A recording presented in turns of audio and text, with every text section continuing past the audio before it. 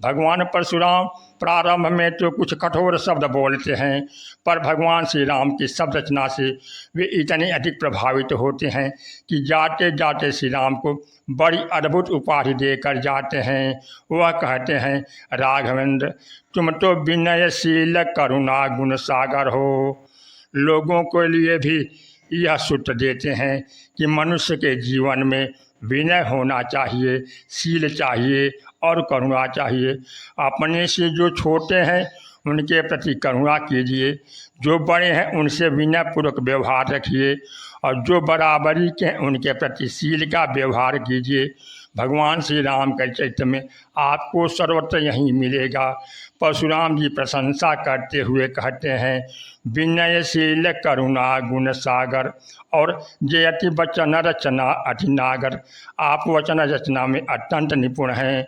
आप जानते हैं कि बड़ों से कैसे बोलना चाहिए, कठोर से कठोर बात भी कैसे कहनी चाहिए, क्योंकि ऐसा भी तो हो सकता है अपने से बड़ों के द्वारा भी तो कभी भूल हो जाती है।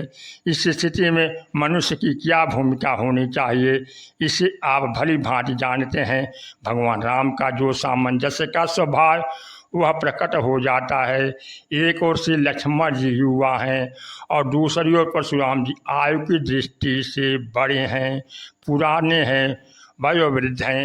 एक ओर लक्ष्मण युवक की तेजस्विता है और दूसरी ओर वृद्ध परशुराम जी का अपना स्वभाव है। परशुराम जी ने सचमुच बड़े बड़े कार्य किए हैं।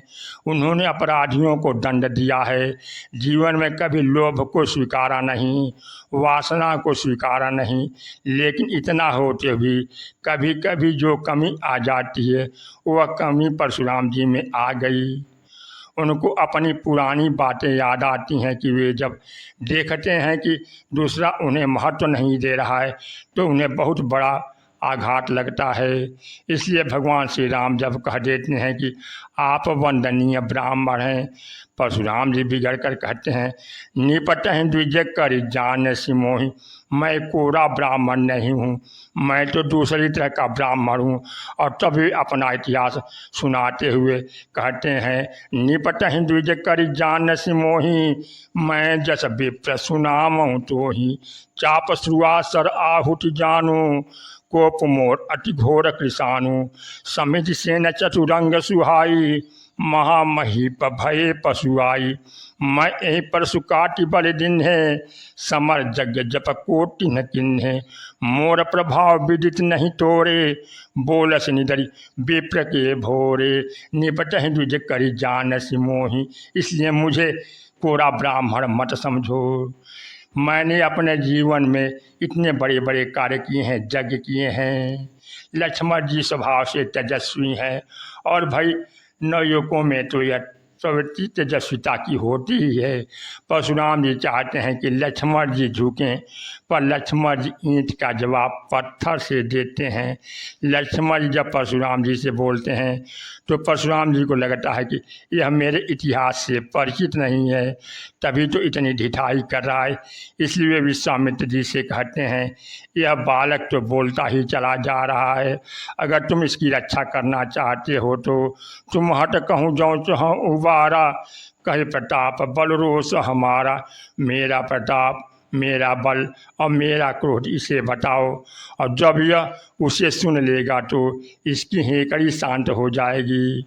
विश्वामित्र जी तो चुप रह गए, कुछ बोले नहीं, पर लक्ष्मण जी ने तुरंत व्यंग भरा उत्तर देते हुए कहा, अपने मुँह तुम आपनी करनी, बार अनेक भांति बहुबरनी, नहीं संतोष तब पुनि कछु कहूँ, जनिर सरो की दुसह दुख सहूँ। महाराज आपके प्रताप को आपसे बढ़िया और कौन सुना सकता है, इतना तो आप सुना ही चुके हैं, तब और कुछ बाकी हो तो उसे भी सुना दीजिए। इसका परिणाम होता है कि परशुराम जी का क्रोध और भी बढ़ जाता है। अब भगवान राम के समस्या यह है कि वह अपने भाई लक्ष्मण का पक्ष लें कि परशुराम जी का, जिनके चरणों में सभी लोग प्रणाम करते हैं। भगवान श्री राम और लक्ष्मण जी ने भी कुछ समय पहले परशुराम जी के चरणों में नमन किया था।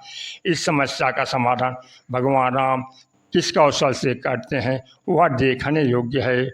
प्रत्येक व्यक्ति लक्ष्मण जी की वाणी से घबरा जाता है और सबको यह चिंता हो रही है बस अब फरसा चलेगा। और तब सब लोग एक स्वर से कह उठते हैं, छोट कुमार खोट बड़ भारी, छोटा भाई तो बहुत खोटा है। और परशुराम जी ने भगवान श्री राम को उलाहना देते हुए कहा, राम तुम स्वयं तो बड़े सज्जन हो लेकिन दूसरों को वश में नहीं रख पाते हो। जब तुम्हारा छोटा भाई तुम्हारे आचरण का अनुगमन नहीं करेगा तो और कौन करेगा। परशुराम जी ने तो यह आरोप तो लगाया था भगवान राम पर, लेकिन लक्ष्मण जी ने तुरंत परशुराम जी से कह दिया, मैं तुम्हार अनुचर मुनिराया, महाराज मैं तो आपका अनुयायी हूँ। यदि बड़े छोटों से कोई कार्य लेना चाहें तो उनको स्वयं भी अपने आचरण का आदर्श उनके समक्ष रखना चाहिए। लक्ष्मण जी का व्यंग्य था कि आप स्वयं तो क्रोध करें और मुझसे क्रोध छोड़ने को कहें, यह कैसे होगा। अगर आपका क्रोध अच्छा है तो मुझे भी अनुमति दीजिए कि मैं आपका अनुयायी बनूं, और अगर क्रोध बुरा है तो फिर क्यों न हम दोनों ही उसे छोड़ दें। भगवान राम की भूमिका कितनी संतुलित है, उनके चरित्र से कितना सामंजस्य है। लक्ष्मण जी को नियंत्रित करने की आवश्यकता है, पर श्री राम ने उन्हें कैसे नियंत्रित किया। भगवान राम ने लक्ष्मण जी को न डांट लगाई, न फटकार लगाई, न ही एक शब्द बोला। बस प्रभु ने तो केवल एक छोटा सा कार्य किया, नयन तरे रे राम। लक्ष्मण जी की ओर देखकर श्री राम ने भाव में जरा सी टेढ़ी की।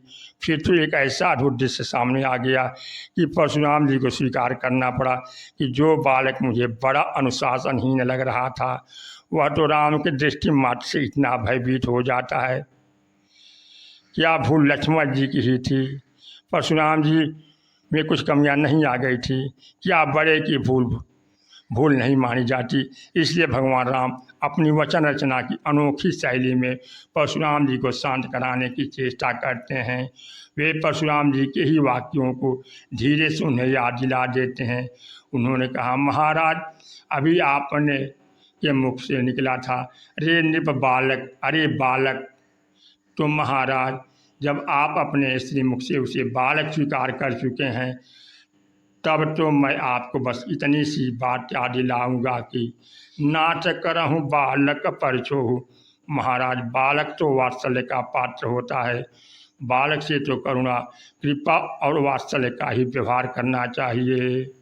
आपको असंतुष्ट नहीं होना चाहिए। और धीरे से यह भी कह देते हैं कि महाराज इसमें केवल बालक लक्ष्मण का ही दोष नहीं है। इस लड़के को तो आप वेश देखकर भ्रम हो गया था कि जो तुम और तुम मुनि की नाई, पदरज से सुधरत गोसाई। क्षमौ चूक न जानत गेरी, चाहिए विप्र कृपा घनेरी। हम ही तुम्हें सर बड़ी कसना था, कहूँ न कहाँ चरण कह माथा। राम मात्र लघु नाम हमारा, परशु सहित बड़ नाम तुम्हारा। देव एक गुण धनुषा मारे, न गुण परम पुनीत तुम्हारे। सब प्रकार हम तुम संहारे, इसलिए क्षम हो विप्र अपराध हमारे। मतभेद होने पर भी कैसे बोलना चाहिए। भगवान राम की यह पद्धति प्रशंसनीय है। हमारा जब किसी से मतभेद होता है उससे वार्तालाप का प्रारंभ हम खंडन से ही करते हैं, पर मतभेद होते भी बोलना कैसे शुरू करें, इसे तो कोई भगवान राम से सीखे। राम लक्ष्मण परशुराम संवाद में दिव्य तत्व यही आया है कि मनुष्य का शील कैसा होना चाहिए, वाणी कैसी होनी चाहिए और व्यवहार कैसा होना चाहिए। जासु नाम भव भेषज, हरन घोर त्रैशूल। सो कृपाल मोहितो पर, कृपा करहूँ अनुकूल। बोलिए सियावर रामचंद्र की जय।